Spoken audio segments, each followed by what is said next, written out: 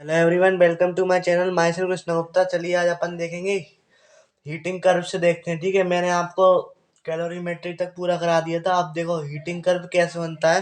तो heating curve बनता है अपना delta T versus delta x का जो है ग्राफ होता है, उसको अपन बोलते हैं हीटिंग कर्व। अपना कुछ ऐसा बनता है, देखो ऐसा जिगजैग सा लाइनिंग आता है, तो इसको अपन बोलते हैं क्या, हीटिंग कर्व। ठीक है, इसको अपन क्या बोल देते हैं, हीटिंग कर्व। तो आपका देखो जो इसका स्लोप है वो D Y by D X देता है। D Y by D X क्या देता है, delta T by delta X. ठीक है, delta T by delta X. तो आप इधर से जो है निकाल सकते हो आसानी से। जी अपना क्या है, हीटिंग कर्व है। और अपन देखते हैं सीधे हीट ट्रांसफर पर चलते हैं। ठीक है, बाकी अपना कैलोरीमेट्री तक हो गया। अब अपन देखते हैं हीट ट्रांसफर। हीट ट्रांसफर अपने तीन टाइप के आएंगे। पहला अपना कंडक्शन, दूसरा अपना कन्वेक्शन, तीसरा अपना रेडिएशन। तो देखो कंडक्शन क्या होता है। कंडक्शन होता है heat is transfer neighbouring part by the neighbouring part of a body through a molecular collision without any flow of matter. तो उसको अपन बोलते हैं कंडक्शन। सबसे ज़्यादा कंडक्शन किसमें होता है, अपना सॉलिड में, फिर लिक्विड में, फिर गैस में। ठीक है, सबसे ज़्यादा किसमें होता है, अपना सॉलिड में, लिक्विड में, फिर गैस में। देखो कंडक्शन को अपन डिटेल में देखेंगे, उससे पहले अपन कन्वेक्शन की डेफिनेशन देख लेते हैं। कन्वेक्शन क्या होता है, एक्चुअल मोशन ऑफ मैटर। ठीक है, ओनली पॉसिबल इन फ्लूइड। खाली ये पॉसिबल होता है किसमें, फ्लूइड में होता है। तो ये कंडक्शन ऐसे आप समझ सकते हो। कंडक्शन जैसे कि आप चाय बनाते हो। ठीक है, चाय की जो केतली है आपने देखा होगा, अगर वो बहुत देर तक रखी रहती है तो उसका जो हैंडल है ना, हैंडल वो भी अपना जो काफ़ी गर्म हो जाता है। ठीक है, वो भी अपना क्या हो जाता है, काफ़ी गर्म हो जाता है। तो वो भी अपना काफी गर्म हो जाता है। तो ये अपना केस किसका होगा, ये अपना केस हो जाएगा कंडक्शन का। कन्वेक्शन का क्या है, जिसके अंदर अपना लिक्विड भरा हुआ है, तो इसके बीच में क्या लग रही है, इनके जो मॉलिक्यूल्स हैं उनके बीच में हीट हीट जा रही है इन मॉलिक्यूल तक। तो वो मॉलिक्यूल जो रैंडम मोशन कर रहे हैं, तो उसी चीज को अपन क्या बोल देते हैं, कन्वेक्शन बोल देते हैं। ठीक है, और इसमें क्या होता है, ग्रेविटी भी इसमें इम्पोर्टेंट होती है। ठीक है, किसमें, कन्वेक्शन में। अब अपन देखते हैं कंडक्शन का पूरा अपन फॉर्मूला जितने अपने आते हैं वो सब बात करते हैं। देखो कंडक्शन क्या होता है, कंडक्शन होता है oscillation of molecule generally occurs in solid. ठीक है, oscillation of molecule generally occurs in solid. अब क्या है, ये अपना क्या है, एक रॉड है। ठीक है, ये अपना रॉड है। अपन ने दी एक तरफ से इसको हीट। ठीक है, इधर से अपन दे रहे हैं हीट। तो अपन इधर से इसकी हीट दे रहे हैं, वो अपना क्या हो जाएगा, हाइयर टेम्परेचर। ठीक है, और जो दूसरा एंड होगा वो उसका क्या हो जाएगा, लोअर टेम्परेचर। तो तो T1 माइनस T2 की जो हीट होती है ना, वो डायरेक्टली प्रोपोर्शनल होती है। और हीट डायरेक्टली प्रोपोर्शनल किसकी होती है, एरिया की होती है। इनवर्सली प्रोपोर्शनल किसकी होती है, लेंथ की होती है। और डायरेक्टली प्रोपोर्शनल किसकी होती है, टाइम की होती है। तो आपका खाली जो अपना कंडक्शन में एक ही फॉर्मूला जो मेन है वो अपना आता है कुछ ऐसे। देखो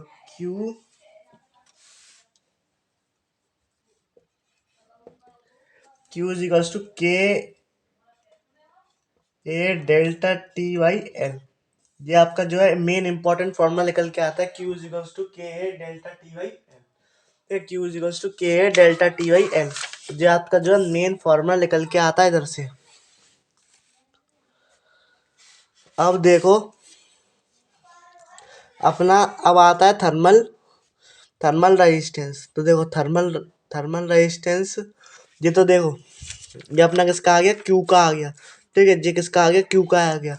और थर्मल रेजिस्टेंस बताने से पहले मैं आपको बताता हूँ थर्मल करंट। तो थर्मल करंट क्या होता है, करंट अपना जो अपन वैसे वाला करंट पढ़ते हैं, लाइट वाला करंट, तो वो क्या होता है अपना, वो होता है अपना वो जो अपना जो क्यू वाई टी है ना, क्यू वाई टी को ही अपन क्या बोल देते हैं, टी अपना इधर आ जाता है। तो क्यू वाई टी को अपन क्या बोलते हैं, हीट करंट बोल देते हैं। हीट करंट को अपन ऐसे डिनोट करते हैं। तो ये अब फॉर्मूला बन जाएगा H is equals to K A delta T by L. के A delta T by L. ठीक है, ये क्या अपना थर्मल, और अपना के वाई एल जो अपना क्या हो जाता है, वो थर्मल रेजिस्टेंस हो जाता है। ठीक है, उसमें क्या होता है, लाइट वाला रेजिस्टेंस, इलेक्ट्रिक रेजिस्टेंस, इसको अपन बोलते हैं इलेक्ट्रिक करंट। अगर आपको याद है करंट इलेक्ट्रिसिटी, तो इसमें अपन क्या बोलते हैं इसको, थर्मल रेजिस्टेंस। क्योंकि ये अपना किसकी वजह से मिलता है, हीट की वजह से मिलता है। ठीक है, तो heat current is equals to K delta T by L. जो के ए बाई एल है वो अपना क्या होता है, थर्मल रेजिस्टेंस होता है, ठीक है। और ये क्या अपना heat transfer in unit time और रेट ऑफ हीट फ्लो, इसको अपन क्या बोलते हैं, रेट ऑफ हीट फ्लो भी बोल सकते हैं, और heat transfer in a unit time तो उसको अपन ये भी बोल सकते हैं, ठीक है। और अपनी जो के की यूनिट आती है वो आती joule second, second inverse, second inverse, mass inverse और के इनवर्स, या फिर अपनी वॉट, मास इनवर्स और के यानी कि ये किसके लिए आ रही है, अपनी टेम्परेचर के लिए आ रही है, ठीक है। ध्यान रखना ये जो अपनी बनी है ना वो आप इससे आसानी से बना लोगे, इस फॉर्मूला से ही आपकी ये यूनिट लिख ली किसकी, के की। के क्या बोलते हैं अपन उसको, थर्मल कंडक्टिविटी बोलते हैं, ठीक है। क्या बोलते हैं उसको अपन, थर्मल कंडक्टिविटी। आपको ध्यान रखना है T1 माइनस T2 होता है, हाइयर माइनस लोअर होता है, ठीक है। अब अपन बात करते हैं टाइम ग्रेडियंट की। कोई भी चीज़ के नीचे अपना लेंथ, अपना एक्स का चीज़ आया तो उसको अपन क्या बोलते हैं, ग्रेडियंट बोल देते हैं। तो अपना टाइम के नीचे अगर एक्स आएगा तो उसको क्या बोल देंगे अपन, टाइम ग्रेडियंट बोल देंगे। तो अपना ये D D T by D x, D T by D x जो होता है अपना, वो किसका स्लोप होता है, टेम्परेचर वर्सेस लेंथ का स्लोप होता है, ठीक है। इसको अपन क्या बोलते हैं, टेम्परेचर ग्रेडियंट, ठीक है। तो अपन इसको क्या लिखते हैं, हीट करंट को, तो हीट करंट को अपन लिखते हैं Q I T is equals to minus minus K A D T, बड़े वाले चेंज के लिए डेल्टा टी निकालते हैं, छोटे वाले चेंज के क्या निकालते हैं, D T by D X. तो D T by D X ही क्या होता है, अपना टेम्परेचर ग्रेडियंट होता है, तो इसी को अपन क्या बोलते हैं, टेम्परेचर ग्रेडियंट बोल देते हैं। अब मैंने आपको बताया था अपना क्या होता है, एच, एच क्या होता है, heat current, heat current is equals to delta T by R, ठीक है। डेल्टा टी वाई, आप बताओ, आप कहोगे कि आर कहाँ से आया, तो अपना के वाई एल था ना, तो अपना क्या होता है, आर होता है, ठीक है। के वाई एल को अपन ने आर से रिप्लेस कर दिया, तो अपना के वाई एल आता है, आर आता है, ठीक है। के वाई ए, के ए एल अपॉन के आता है, ठीक है। अपना आर क्या आता है, अपना एल अपॉन के, एल अपॉन के, याद रखना आपको क्या आता है, अपना एल अपॉन के। अब अपन देखते हैं सीरीज कॉम्बिनेशन और पैरेलल कॉम्बिनेशन। जैसे अपन उसमें देखते थे करंट इलेक्ट्रिसिटी में बेस आई है, पर थोड़ा सा अलग है। अब देखो अपनी ये एक रॉड है और दूसरी रॉड है, दोनों किस में कनेक्ट है, सीरीज में कनेक्ट है, ठीक है। दोनों किस में कनेक्ट है, अपनी सीरीज में कनेक्ट है। इसकी लेंथ L1 है, इसकी लेंथ L2 है, एरिया दोनों का क्या है, सेम है, और इसका K1 है, क्या नाम है, थर्मल कैप कंडक्टिविटी, और उसका K2 है।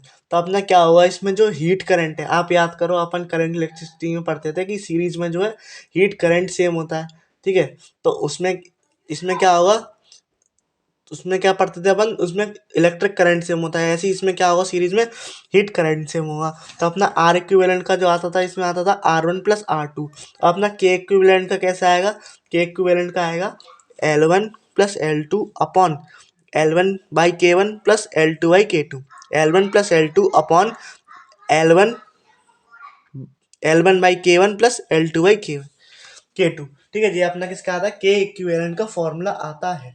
अब मान लो अपना जंक्शन जब पूछा जाए, ठीक है, जंक्शन वाले बहुत सवाल आते हैं, जैसे कि आप देखो जंक्शन वाले कुछ ऐसे आते हैं, जैसे जैसे ये है ना, ये जैसे मैंने आपका जे वाला बताया, जे वाला जो जो आप देख सकते हैं, जैसे जंक्शन वाले इस पॉइंट पे पूछ लेगा, बताओ इस पॉइंट पे टेम्परेचर बताओ क्या आएगा, ठीक है। इधर का मान लो आपको 20 दे रखा होगा, इधर का मान लो आपको 30 दे रखा होगा, इधर का मान लो 40 दे रखा होगा, तो आपको इस जगह का पूछेगा, तो आप इस जगह का आसानी से निकाल लोगे, नहीं निकाल लोगे, बहुत ही आसान है, ठीक है। तो इसमें क्या होता है अपना, आप दोनों के जो करंट है उन दोनों को बराबर रख देना, H1 is equals to H2, तो अपना delta T upon R1 is equals to delta T upon R2, ठीक है।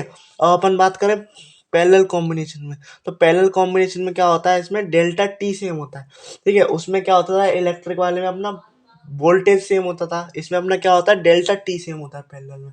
ध्यान रखना है, इसमें क्या होता है, डेल्टा टी सेम होता है, और उसमें उसमें हीट करंट सेम होता है, ठीक है। यही यही आपके जो है इसके की फॉर्मूला, अगर आप भूल भी जाओ तो आपको हीट करंट तो याद रहेगा ही, हीट करंट का फॉर्मूला भी याद रहेगा, डेल्टा टी बाई आर, और आर का भी आपको याद रहेगा, R equals to L by K. तो आप उधर से भी इनके इक्विवेलेंट के आसानी से लिख सकते हो, बहुत ही आसान है, कुछ नहीं है, ठीक है। अब अपन देखते हैं सीधे रेडिएशन पे। ये जो है अपना क्या आता है, one upon R equivalent is equal to one upon R1 plus one upon R2। उसी को ही अपन आर को अपन लिख सकते हैं L1 by K1 A plus K2 plus L2 upon K2A, तो उसको सब सॉल्व करके आता है अपना K1A1 plus K2A2 upon A1 plus A2। ठीक है, तो आप जरूरी नहीं है इसको याद रखो, आप इतना याद रखो डेल्टा टी अपना पैरेलल में सेम है और अपना हीट करंट सीरीज में सेम है। ठीक है, अब अपन बात करते हैं रेडिएशन की। देखो रेडिएशन के लिए अपने को कोई मीडियम की जरूरत नहीं है, और बिना मीडियम के वैक्यूम में भी हो जाता है रेडिएशन। ठीक है, आपको ध्यान रखना है। और ये किसकी वजह से होता है? अपना ईएम वेव की वजह से होता है रेडिएशन। अब अपन सीधे बात करते हैं अपनी इमेसिव पावर की। देखो इमेसिव पावर के अपने काफी नाम है। पहला नाम अपना इमेसिव पावर, दूसरा अपना नाम इंटेंसिटी है। ठीक है, याद रखना आपका इंटेंसिटी से भी काफी बार सवाल बन के आ सकता है कि अपनी इंटेंसिटी क्या होती है। तो इंटेंसिटी इमेसिव पावर का ही दूसरा नाम है। देखो अपन इंटेंसिटी क्या रखते थे, अगर आपको याद हो थोड़ा बहुत ईएम वेव, तो इंटेंसिटी क्या होती थी अपनी? Energy per unit area per unit time. और इसमें अपनी एनर्जी क्या है? अपनी एनर्जी जो भी है इसमें सारी हीट है। ठीक है, तो अपनी क्या हो जाएगी? क्यू अपॉन ए इंटू टी। क्यू अपॉन ए इंटू टी। ठीक है, आप इधर से इसकी यूनिट निकाल सकते हो। क्यू को अपन किस में लिखते हैं? जूल में, इसको मीटर स्क्वायर में, और इसको अपन सेकंड में। ठीक है, इनमें से पावर जो होती है पूरी तरीके से डिपेंड होती है किस पे? अपनी वेवलेंथ पे और टेम्परेचर पे। वेवलेंथ पे डिपेंड होगी तो अपन देखेंगे उसमें बीम डिस्प्लेसमेंट में, बीम डिस्प्लेसमेंट लॉ में देखेंगे। और अपनी टेम्परेचर पे डिपेंड होगी तो अपन देखेंगे किसमें? स्टीफेंस लॉ पे। ठीक है, अपन देखेंगे किसमें? स्टीफेंस लॉ पे। आपको ध्यान रखना है अपन किसमें देखेंगे? फिर स्टीफेंस लॉ पे देखेंगे। अब अपन आगे बात करते हैं। तो देखो अब अपन देखते हैं एब्जॉर्प्टिव पावर। एब्जॉर्प्टिव पावर किसी किसी जगह तो अपन क्या लेते हैं? ए लेते हैं। मतलब किसी किसी जगह कोचिंगों में क्या लेते हैं? ए लेते हैं। और मैंने भी इसमें क्या कर दिया? ए ही लिखा है। ठीक है, तो ए क्या होता है अपना? Heat absorb upon heat incident. Heat absorb upon heat incident. Heat absorb upon heat incident. ठीक है, heat absorb upon heat incident.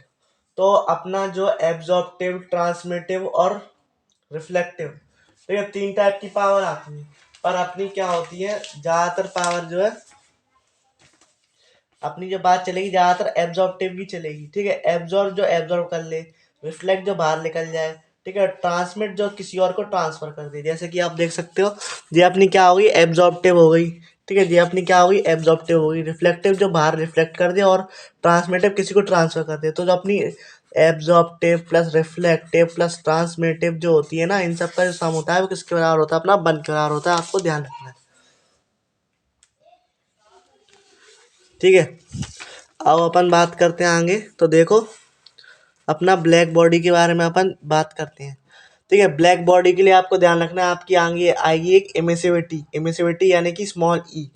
ठीक है, और अपनी आएगी एब्जॉर्प्टिव पावर। दोनों इसके लिए क्या होती है? ब्लैक बॉडी के लिए बन होती है। ब्लैक बॉडी एक ऐसी बॉडी है जो सारी रेडिएशन को खा जाता है। ठीक है, सारी रेडिएशन को क्या कर लेता है? निगल लेता है। ना तो रिफ्लेक्ट करेगा, ना किसी को देगा, ना किसी को ट्रांसमिट करेगा। जीरो रिफ्लेक्टिव है, जीरो एमिटिव है। Absorb all radiation falling on it completely at any temperature. चाहे वो कोई सा भी टेम्परेचर हो। ठीक है, चाहे वो कोई से भी टेम्परेचर पर रखी हो, वो सारी जो अपनी एनर्जी है सबको एब्जॉर्ब कर लेती है। किसी को ना एमिट करेगी, सॉरी, ना किसी को रिफ्लेक्ट करेगी, ना किसी को ट्रांसमिट करेगी।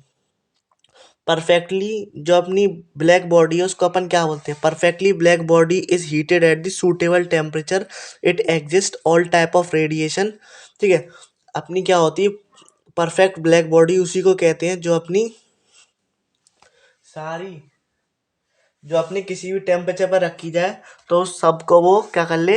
एब्जॉर्ब कर ले। ठीक है, सबको वो एब्जॉर्ब कर ले, और at the time of emit को जब अपनी एनर्जी निकलनी हो तब सारी एक संग निकाल दे। ठीक है, सारी जितनी भी लेता है वो अपनी निकाल भी देता है।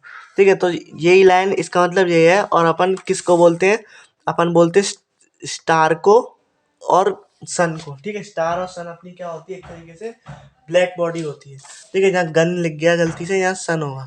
ठीक है, यहाँ सन है। ठीक है, अब अपन देखते हैं potential black body. Black body काफ़ी चीज़ों की बनी होती है। एक तो होती है लैम्प ब्लैक की। लैम्प ब्लैक की जो रिफ्लेक्शन पावर होती है वो 1% होती है।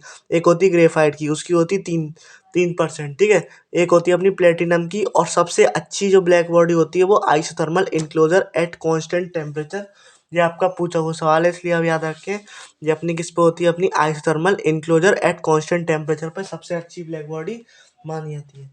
अब अपन बात करते हैं सीधे किरचॉफ्स लॉ की।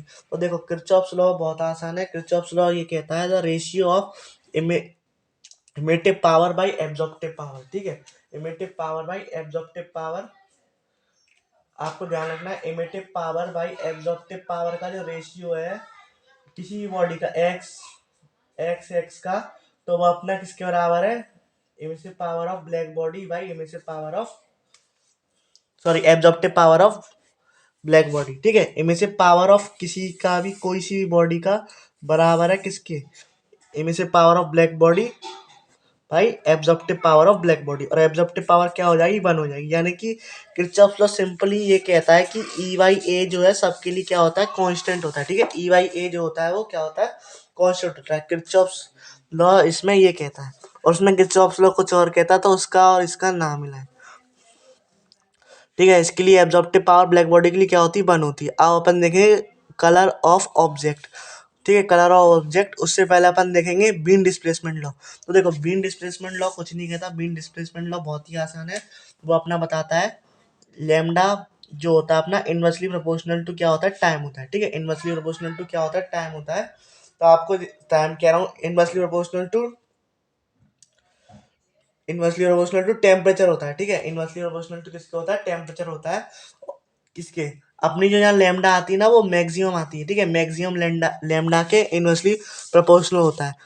Express the relation between wavelength corresponding to maximum energy and temperature के बीच का ग्राफ होता है। ठीक है, ये अपनी क्या है, लेम इंटेंसिटी है। ठीक है, इंटेंसिटी वर्सेस अगर अपन लेमडा का ग्राफ बनाए, ठीक है, इंटेंसिटी वर्सेस ई वर्सेस लेमडा का ग्राफ बनाए, तो अपना जो एरिया अंडर द कर्व है ना वो अपना क्या देता है, एरिया अंडर द कर्व दे देता है टेम्परेचर। ठीक है, एरिया अंडर द कर्व क्या देता है, अपना टेम्परेचर दे देता है। तो जिसका अपना ग्राफ ऊपर होगा, जैसे अपना इधर T3 का ऊपर है तो T3 का टेम्परेचर सबसे ज़्यादा, फिर T2 का, फिर T1 का। तो आपको ध्यान रखना है जो अपना लेमडा मैक्सिमम है वो इन्वर्सली प्रोपोर्शनल है किसके, टेम्परेचर के। इसको हटाएंगे तो अपना क्या आया था, एक कांस्टेंट आया था, इसको अपन बोलते हैं बीन कांस्टेंट। क्या बोलते हैं उसको अपन, बीन, क्या बोलते हैं उसको अपन, बीन कांस्टेंट बोल देते हैं। ठीक है, आपको ध्यान रखना है। और आपकी अगर मान लो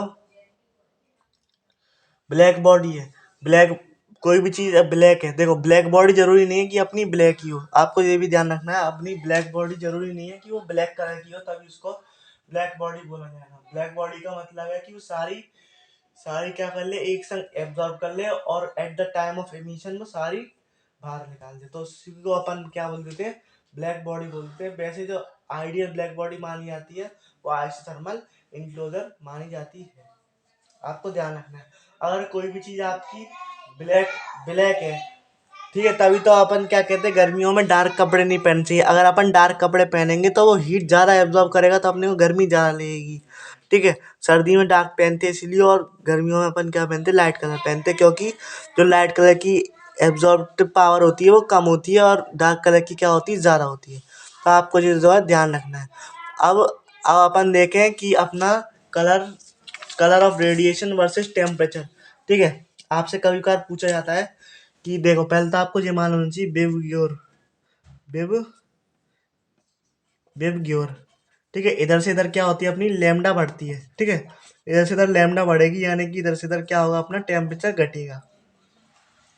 ठीक है, इधर से इधर क्या होगा, अपना टेम्परेचर घटेगा।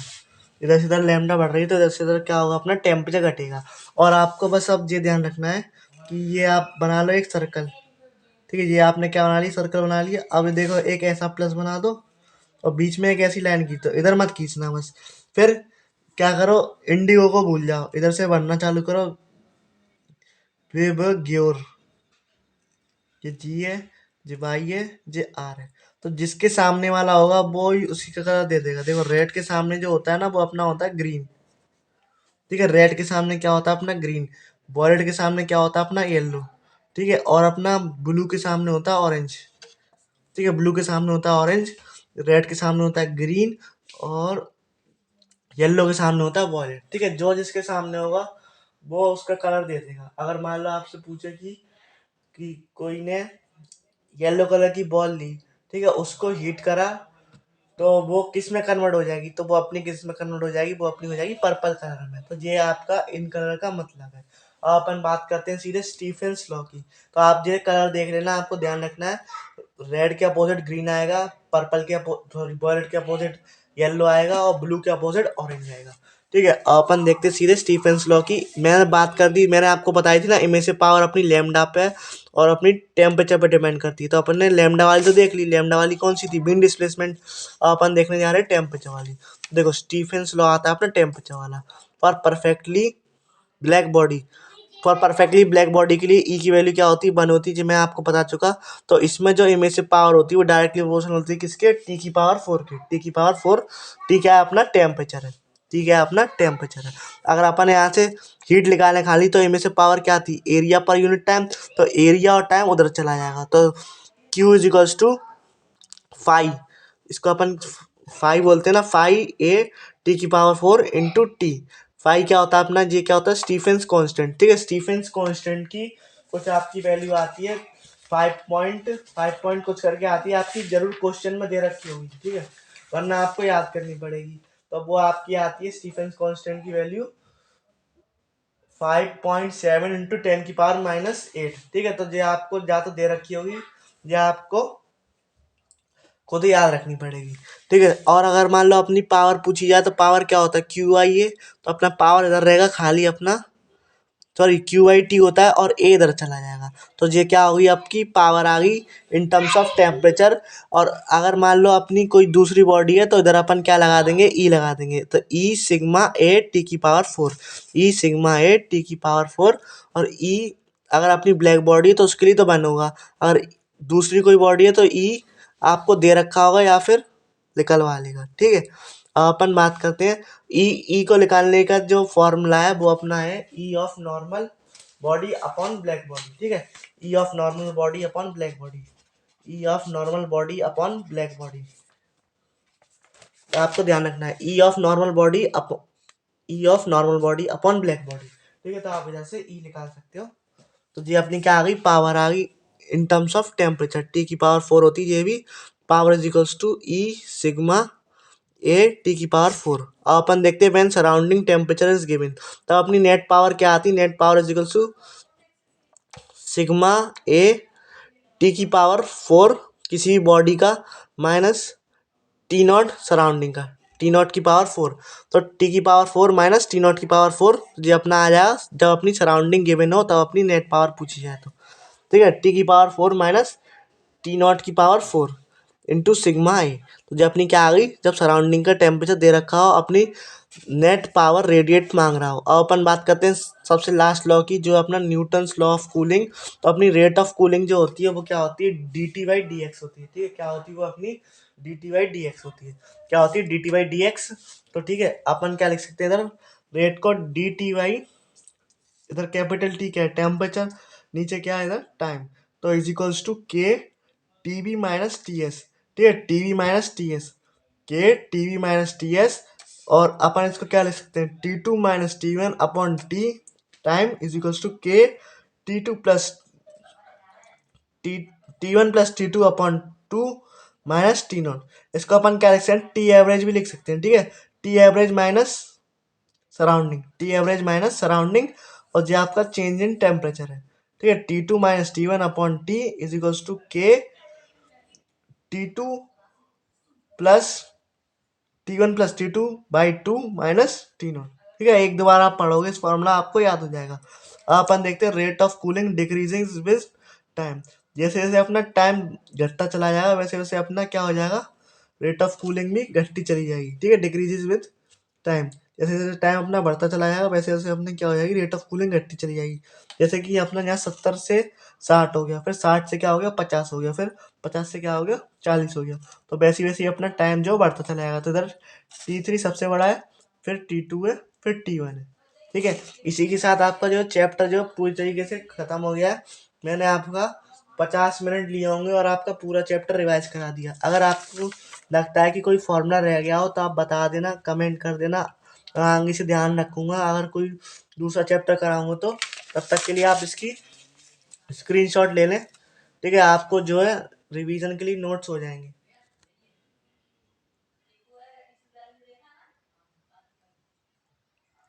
ठीक है, ये तो इसका पेज वन, सॉरी ये इसका पेज टू था।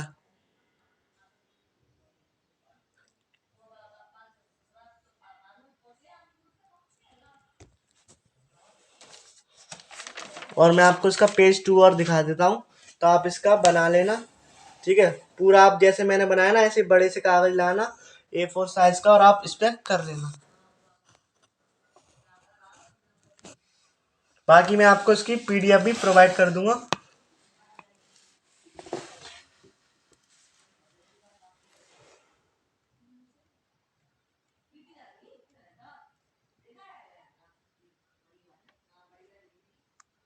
ठीक है, थैंक यू, मिलते हैं अगली वीडियो में।